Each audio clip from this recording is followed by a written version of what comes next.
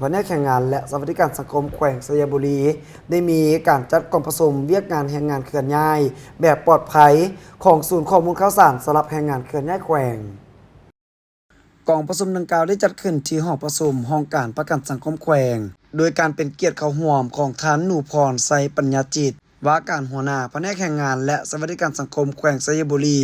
มีแขกถึกเชิญจากป้องกันความสงบแขวงสหพันธ์กรรมบาลแขวงสหพันธ์แม่หญิงแขวง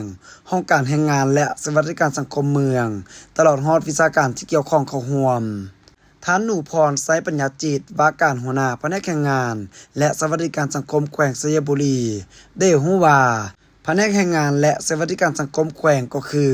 แขนงแรงงานในฐานะที่เป็นแขนงคุ้มครองทางด้านแรงงานเบารวมเฉพาะการจัดตั้งปฏิบัติเวียกงานการเคลื่อนย้ายแรงงานแบบปลอดภัยของศูนย์ข้อมูลข่าวสารสำหรับแรงงานเคลื่อนย้ายซึ่งย้ำใดก็ได้ให้ความสำคัญ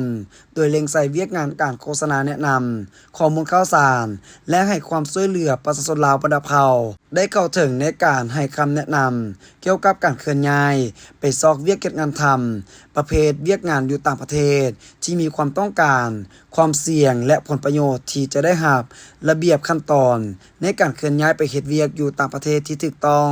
ตามกฎหมายและผู้ที่ตัดสินใจเคลื่อนย้ายไปเฮ็ดเวียกอยู่ต่างประเทศจะต้องเฮ็ดแนวใดเพื่อความปลอดภัยของตนเองจากนั้นผู้เข้าร่วมแม้นได้รับฟังการนำเสนอภาระบทบาทสิทธิหน้าที่ของศูนย์เคลื่อนย้ายแรงงานแบบปลอดภัย